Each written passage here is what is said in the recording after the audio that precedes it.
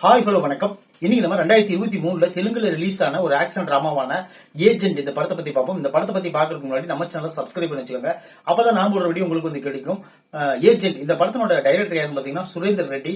இந்த படத்துல வந்து மெகாஸ்டார் மம்முட்டி, அகில் அக்னேனி, சாக்ஷி வைத்தியா, டைனோ மோரியா அப்படின்னு சொல்லிட்டு இந்த படத்துல நிறைய பேர் நடிச்சுக்கிறாங்க. இந்த படத்தினோட ஸ்டோரி பத்தி பார்ப்போம். இந்த படத்தினோட ஸ்டோரி என்னன்னு பாத்தீங்கன்னா, ஒரு ரா ஏஜென்டான மம்முட்டி அவர் வந்து ஒரு பெரிய மிஷன் நடத்திட்டு இருப்பாரு. அந்த மிஷன்ல வந்து அவருக்கு நம்பிக்கையான ஒரு ஆளை வச்சிருப்பாரு. அவர் என்ன பண்ணுவாருன்னு பாத்தீங்கன்னா, ஒரு கட்டத்துல தான் லவ் பண்ற பாகிஸ்தான் பொண்ணையே கொல்ல வேண்டிய சூழ்நிலை வந்த உடனே அவர் என்ன பண்ணுவாருன்னு பாத்தீங்கன்னா, அந்த பொண்ணை கொன்னுட்டு உடனடியா நம்ம இந்திய ராஜ ஏஜென்ட்டுக்கு ஆப்போசிட்ல மாறி இந்திய ராணுவ ரகசியங்களை என்னென்ன யோசிக்கிறாங்க, என்னென்ன பண்ணுவாங்கன்னு சொல்லிட்டு வெளிநாடுகளுக்கு வித்துக்கிட்டு இருப்பாரு. இதுதான் அவருடைய எண்ணம். இதே கட் பண்ணோம்னா அடுத்து என்ன ஆகுதுன்னு பாத்தீங்கன்னா, நம்ம ஹீரோவான அகில் என்ன பண்றாருன்னு பாத்தீங்கன்னா, எந்த வேலை வெட்டிக்கும் போகாம அப்பா கிட்ட திட்டு வாங்கிட்டு ஏதாவது ஒரு வேலைக்கு போய் சேரணும் அப்படின்னு சொல்லிட்டு ஐடியா பண்ணிட்டு இருக்காரு அப்பா. ஆனா அவருக்கு வந்து சஸ்பென்ஸா ராலாம் அவருக்கு பிடிச்சிருக்கும், ஏஜெண்டா போய் சேரணும் அப்படின்னு நினைப்பாரு. ஆனா அந்த அட்டம்ப்ட்ல 3வது அட்டம்ப்ட்லயும் பெயில் ஆயிடுவாரு. பெயில் ஆனோடனே அவரோட புத்திசாலித்தனத்தினாலையும் டெக்னாலஜி பத்தி அதிகமா தெரிஞ்சதுனாலையும் மம்முட்டி கூட ஒரு வாய்ப்பு கிடைக்குது சேர்றதுக்கு. அந்த வாய்ப்பை அவர் பயன்படுத்தி அந்த முன்னால அவர் மாணவரா இருந்து பிரிஞ்சு இப்ப நாசகார வேலை செஞ்சிட்டு இருக்கிற அந்த வில்லனை அவர் அழிச்சாரா இல்ல மம்முட்டிக்கு ஆப்போசிட்டா திரும்பினாரான்னு சொல்லிட்டு இந்த படத்தோட மொத்த கதை இதுதான். இந்த படத்தினுடைய டெக்னாலஜி ரொம்ப அட்வான்ஸா போயிட்டாங்க அவங்க. அதாவது இந்த 2030-40 வரக்கூடிய கதைகள் வந்து இந்த இப்ப வந்து எடுத்த மாதிரி எனக்கு தெரிஞ்சுது.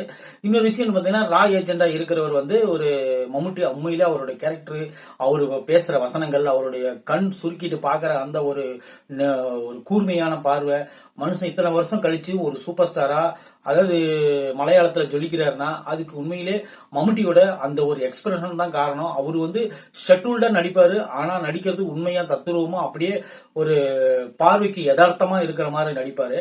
அதுல வந்து மம்முட்டி சாரை மிஞ்சறதுக்கு யாருமே கிடையாது, வாய்ப்பே கிடையாது. அந்த மாதிரி இருக்கும்.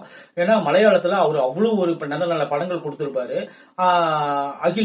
அகில் வந்து இந்த படத்துல வந்து பயங்கர ஒரு இன்டெலிஜென்ட், பயங்கர சுறுசுறுப்பு, பயங்கர ஒரு ஆக்டிவிட்டி. உண்மையிலே படத்தினுடைய மம்முட்டி கூட நடிக்கிறோம் அப்படின்னு ஒரு ஆர்வமா இல்ல இந்த படம் கண்டிப்பா ஒரு பெரிய ஒரு பிளாக் பஸ்டர் ஹிட் ஆகும் அப்படின்னு நினைச்சிட்டு நடிச்சாரான்னு தெரியல. இந்த படத்துல அவர் இருக்கிற ஒரு வேகத்துக்கு இந்த படத்தினுடைய கேமரா வருமா அப்படின்னு கூட யோசிக்க தோணும். அந்த அளவுக்கு பண்ணுவாரு. ஃபைட்டிங் சீன்லாம் ஒவ்வொன்றும் அப்படியே மயிர்க்கு உச்சரியும் விதமாக அமைக்கப்பட்டிருப்பாங்க. அந்த அளவுக்கு கன் ஃபைட்டிங் ஆகட்டும், எல்லா ஃபைட்டிங் ஆகட்டும் சூப்பரா பண்ணிருப்பாரு. ஆக்ஷன் சீன்ஸ் எல்லாம். அப்புறம் லவ் சீனுக்கு வருவோம். லவ் சீன் என்னதுன்னு பாத்தீங்கன்னா, பார்த்த உடனே அந்த காதல். அப்புறம் அந்த பொண்ணு வந்து நான் இந்த மாதிரி எனக்கு ஒரு கனவு இருக்கு, நான் வந்து பைலட் ஆகணும், அப்ப அது என்னோட கனவுன்னு சொன்னோன்னே அந்த காதலை ஈஸியா சரி போயிட்டு வான்னு சொல்லிட்டு ஒரு படம் ஒரு 4-5 சீன் அந்த பொண்ணை வச்சு எடுத்துட்டு அந்த பொண்ணை பேக்கப் பண்ணி அனுப்பிடுறாங்க. அவ்வளவுதான். கிளைமேக்ஸ்ல வர்றாங்க மீண்டும். அது அந்த பொண்ணோட வேலை முடிஞ்சு போச்சு. அதுக்கப்புறம் வில்லன் போர்ஷன் உண்மையிலே நல்லா பண்ணிருப்பாரு. வில்லன் வந்து ஒரு 2-3 வில்லன் வராங்க. ஆனா மெயின் வில்லன் வந்து இவர் தான் காட்டு. அதாவது ராணுவ ரகசியங்களை பாதுகாக்கிற ஏஜென்ட் வந்து டெவிலு. அதாவது இங்கிருந்து பிரிஞ்சு போய் எதிரி நாடுகளுக்கு தன்னுடைய ரகசியங்களை விற்கிற வில்லனுக்கு வந்து காட்டு பேரு, காட். இப்படி எல்லாம் படம் எடுத்தா அப்படி எப்படி. அப்புறம் இன்னொரு விஷயம் என்னன்னா, இந்த படத்துல ஒரு 4-5 பாட்டு வருது. 4-5 பாட்டும் வேகத்தோட தான் படத்துக்கு. அப்புறம் இந்த படத்துல வந்து மியூசிக் ஓரளவுக்கு நல்லா இருக்குது, உண்மையிலே கேட்க முடியாதா இருக்குது. ஏன்னா அந்த ஃபைட்டிங் சீன் எல்லாம் நல்லா இருக்குது. சிஜி ஒர்க் உண்மையிலே அருமையா இருக்குது. ஏன்னா எந்த இடத்துலயும் சிஜி ஒர்க்னா அவ்வளவு சீக்கிரம் கண்டுபிடிக்க முடியாது, அந்த மாதிரி பண்ணிக்கிறாங்க. ஆனா ஆக்ஷன் சீன் எல்லாம் சீக்கிரம் பண்ணிடலாம். ஆனா மத்தபடி இவங்க எடுத்துருக்கிற முக்காவாசி சீன்கள் சிஜி ஒர்க் தான் பண்ணுவேன். கிரீன் மேட்ல எடுத்துருக்காங்க. அதெல்லாம் நம்ம கொஞ்சம் ஓரளவுக்கு நல்லா சினிமா பார்க்க தெரிஞ்சவங்க கண்டிப்பா பார்த்து கண்டுபிடிச்சிருவாங்க.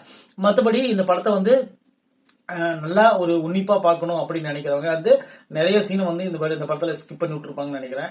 ஏன்னா அந்த மாதிரி தான் இந்த படம் எடுக்கப்பட்டிருக்கு. சில சீன்கள் வந்து ரொம்ப ஓவரா பண்ணிட்டாங்க. இன்னொரு விஷயம் என்னன்னா, அதாவது ஆல்ரெடி வில்லனை கொல்றதுன்னு முடியாகி போச்சு. அதுக்கப்புறம் எதுக்கு ராஜேந்திரன் செத்தாதான் நான் அது இருக்கிற இடத்த சொல்லுவேன் அப்படின்னு சொல்லிட்டு சின்ன புள்ளத்தனமா கடைசியில் விளையாண்டுட்டு இருப்பாங்க. அப்புறம் இந்த படத்துல வந்து முக்கியமான கேரக்டர் யாருன்னு பாத்தீங்கன்னா அகில் மட்டும்தான். அவர் தான் இந்த படத்துல எல்லாமே முதுகுல தூக்கி சுமக்கிறாரு. மம்முட்டி வந்து இந்த படத்துல ஒரு சப்போர்ட்டிங் கேரக்டர் மாதிரி தான் பண்ணிருப்பாரு. இந்த படத்துல வந்து எல்லா சீன்களும் நல்லா இருந்துச்சு. ஆனா அத்தனை குண்டு பாயுது, ஒரு 1.5 லட்சம் குண்டு இந்த படத்துல சுட்டிருப்பாங்க. ஒரு குண்டு கூட நம்ம ஹீரோ மேல படல. எப்படியோ தவிர ஒரு 3 குண்டு பட்டு இடைவேளைக்கு. அந்த 3 குண்டையும் வெளியே எடுத்து போட்டு ஹீரோ மறுபடியும் வேற லெவல் பூந்து விளையாடுறாரு. அப்புறம் கிளைமேக்ஸ்ல ஒரு 1.5 லட்சம் குண்டு விளையாடுறாங்க. எந்த குண்டுமே நம்ம ஹீரோ தொலைச்சத சரித்திரமே கிடையாது. இனிமேல் வர படங்களையும் அதே மாதிரி எடுத்துட்டீங்கன்னா நமக்கு ஹீரோக்கள் தப்பிச்சிருவாங்க. குண்டு செலவு தான் அதிகமாகும். படத்தை எடுத்ததை விட இவங்க துப்பாக்கி குண்டு வாங்கின காசு தான் அதிகமா இருக்குன்னு நான் நினைக்கிறேன். அந்த அளவுக்கு இந்த படத்துல துப்பாக்கி விளையாண்டுட்டு இருக்குது. என்னென்னமோ கண்ணு காட்டுறாங்க, விதவிதமான கண்ணு, 75 45ன்னு சொல்லிட்டு. ஆனா இத்தனை கண்ணு உண்மையிலே உலகத்துல இருக்கான்னு சொல்லி நம்ம தேடி பார்த்தா கூட கண்டுபிடிக்க முடியாது. டெக்னாலஜி இந்த அளவுக்கு வளர்ந்துருக்குதா அப்படின்னு சொன்னோம்னா நீங்க இப்படி எல்லாம் யோசனை பண்ணி பாருங்க. ஆனா கிளைமேக்ஸ்ல ஒரு சீன் வச்சிருப்பாங்க பாருங்க, அதெல்லாம் பாத்தீங்கன்னா உண்மையில கொஞ்சம் காமெடியா தான் இருக்கும். ஏன்னா ரிமோட் அமுத்துனா குண்டு வெடிக்கிறது நின்று போயிடும். இந்த சீன்லாம் நம்ம எல்லாம் பாசா படத்திலேயே நம்ம பார்த்துருப்போம். இருந்தாலும் இப்போ புதுசா ஒரு டெக்னாலஜிக்காக இந்த படத்தெல்லாம் வச்சிருக்கிறாங்க. ஃபைட்டிங் சீன் இந்த படத்துல பேசும்படியா இருக்கும். மற்றபடி இந்த படத்தை ஒரு டைம் பார்க்கலாம். நம்ம மம்டிக்காக ஒரு டைம் பார்க்கலாம். அந்த அகிலனுடைய சுறுசுறுப்பான அந்த ஃபைட்டிங் சீனுக்காக பார்க்கலாம். ஓரளவுக்கு தேர்ற படம் தான் அந்த படம். இந்த படத்தை உங்களுக்கு டைம் கிடைச்சா கண்டிப்பா பாருங்க. ஆனா 2.5 மணி நேரத்துக்கு மேல ஓடும். இந்த விமர்சனம் பிடிச்சிருந்துச்சுன்னா கண்டிப்பா நம்ம சேனலை நீங்க சப்ஸ்கிரைப் பண்ணி வச்சுக்கோங்க. அப்பதான் நான் போடுற வீடியோ உங்களுக்கு வந்து கிடைக்கும். கண்டிப்பா லைக் பண்ணுங்க. தேங்க்யூ.